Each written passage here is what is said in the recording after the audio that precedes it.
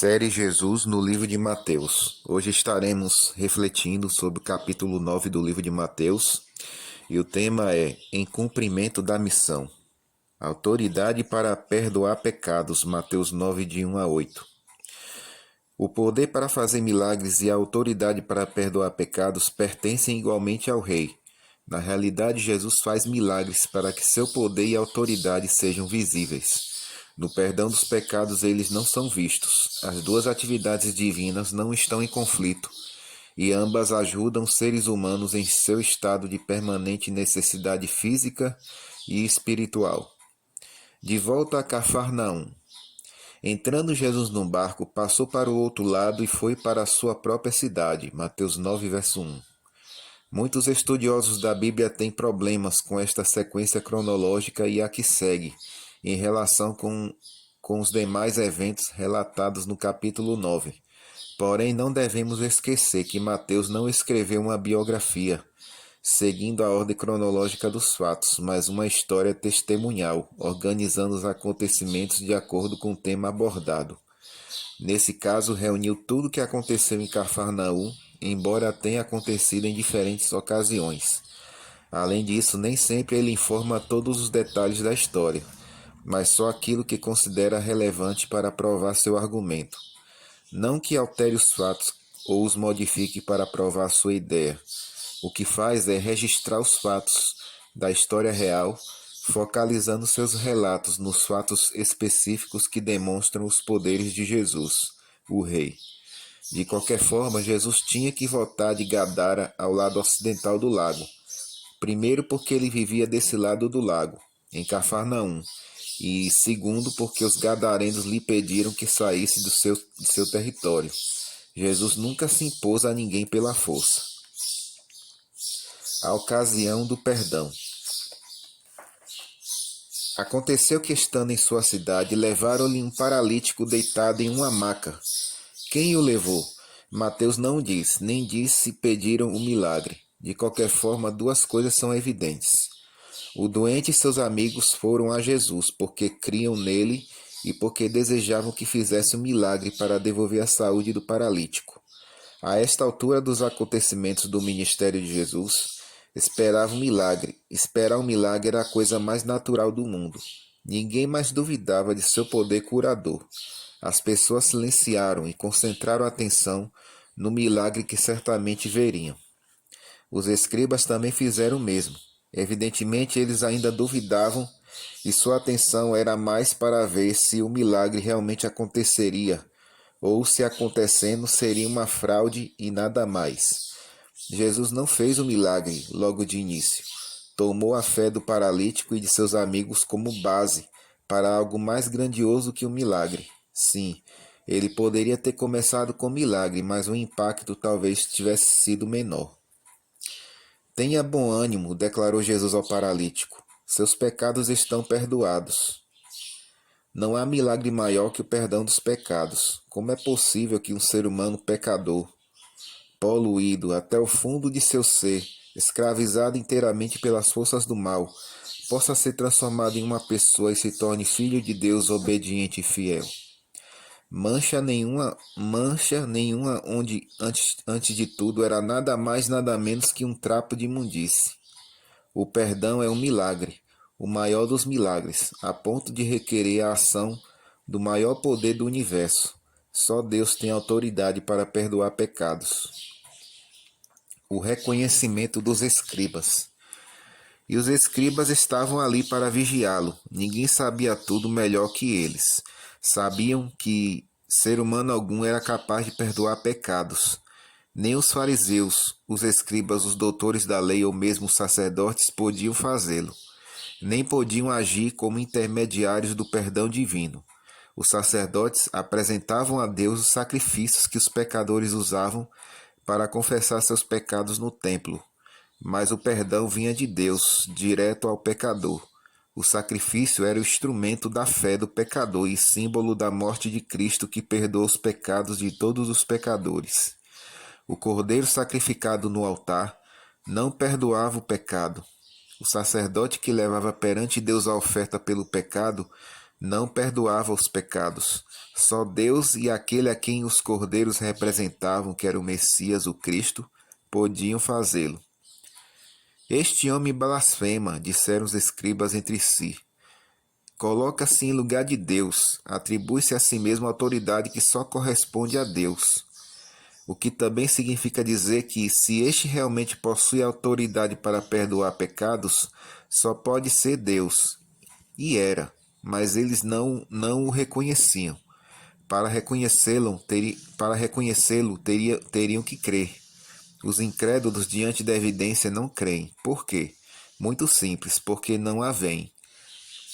Os escribas ouviram as palavras de Jesus, com seus ouvidos ouviram, mas não ouviram com a mente. Não captaram o que aconteceu ao paralítico.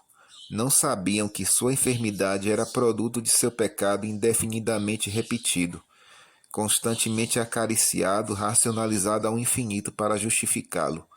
Mas sempre voltava à consciência o mesmo sentimento de culpa, que pouco a pouco se tornou um suplício maior que o da paralisia física.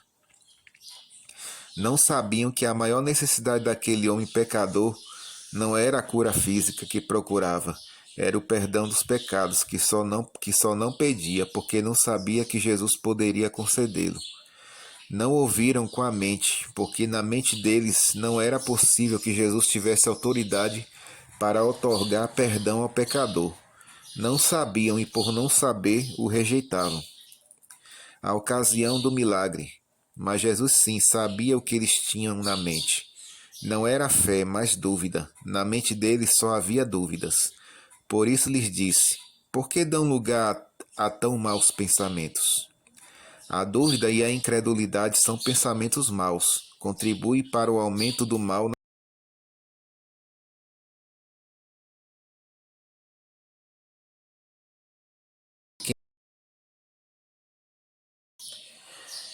O bem pela fé cresce no crente, porque ao crer aproxima-se de Deus e o compreende.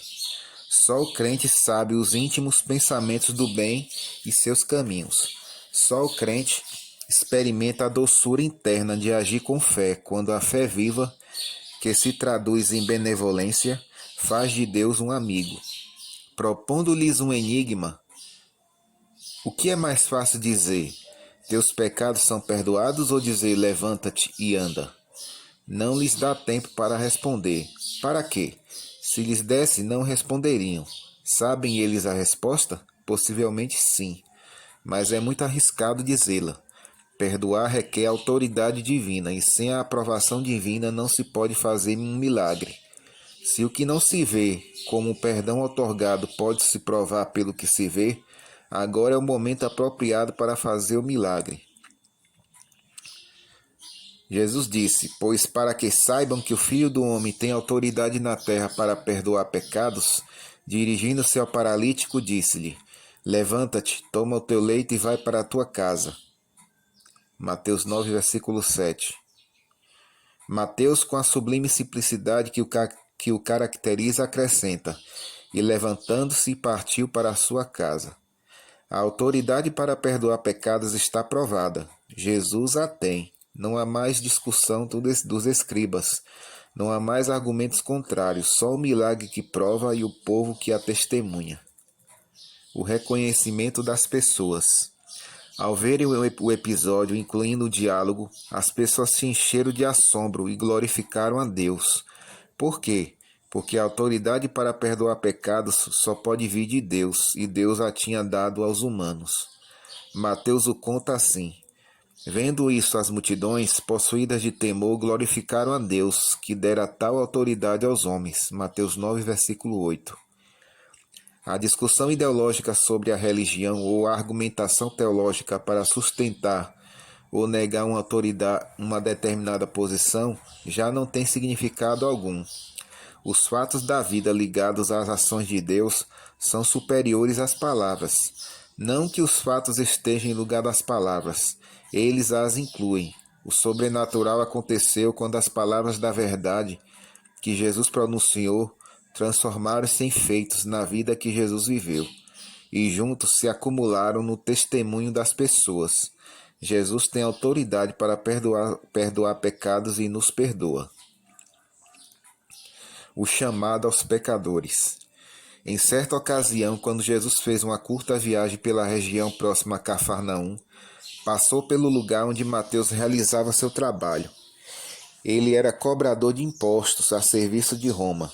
Os publicanos eram especialmente desprezados por todos os judeus. Trabalhavam para Roma e para si mesmos, extorquindo as pessoas em benefício próprio, enriqueceram-se às custas do povo. As pessoas os odiavam. Se o publicano era judeu, consideravam-no um traidor à honra da nação e apóstata da religião nacional. Era um dos mais vis membros da sociedade. Mateus pertencia a esse grupo. Ninguém o queria. No trabalho dos pecadores.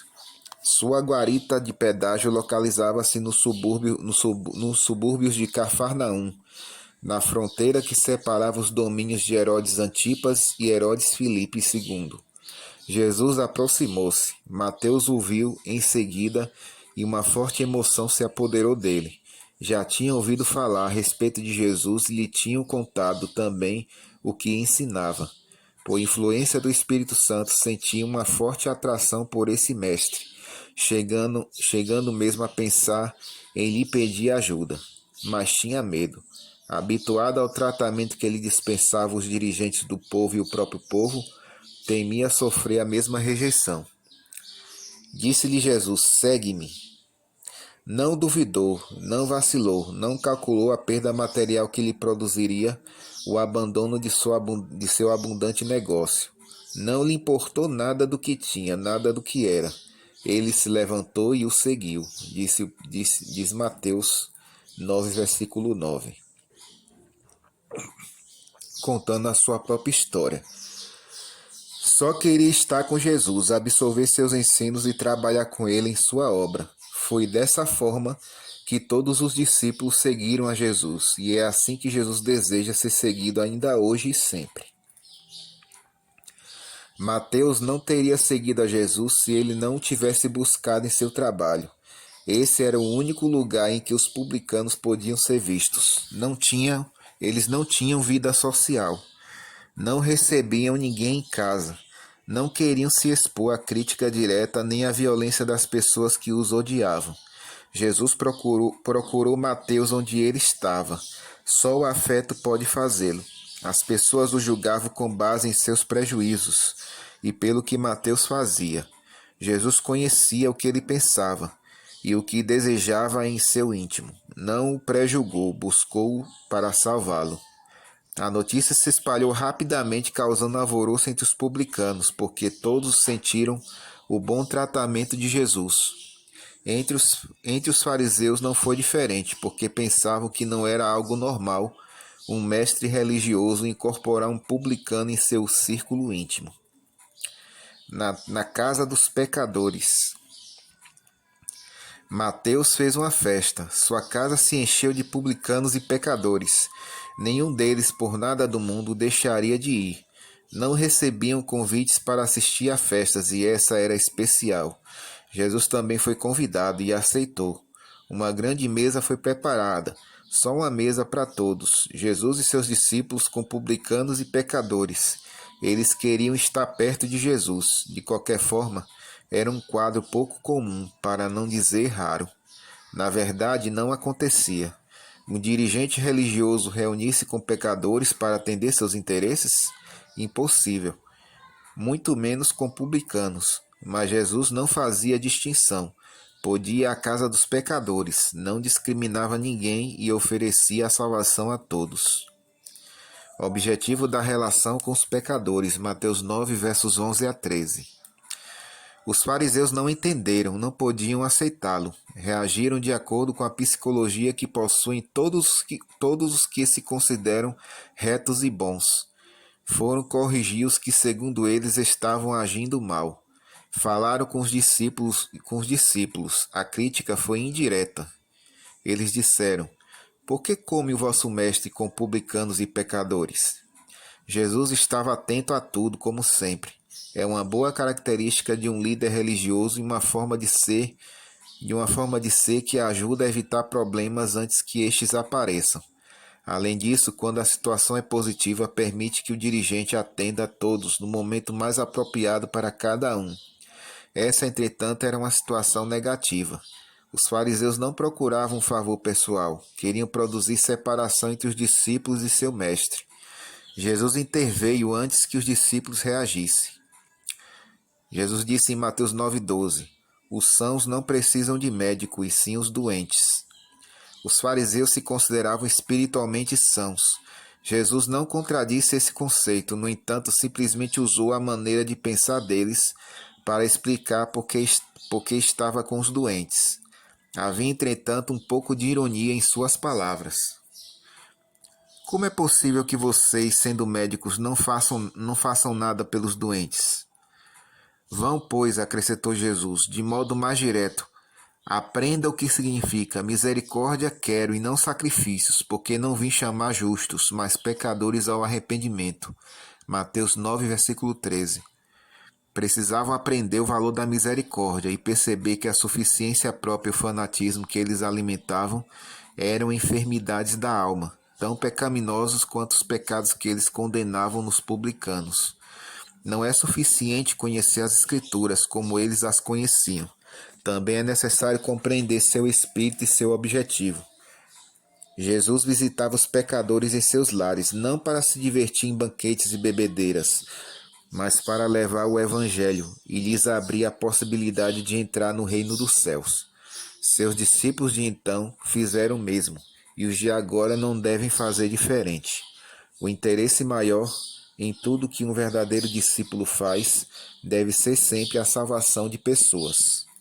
Essa é a nossa primeira parte da nossa reflexão. Que Deus abençoe cada um de vocês.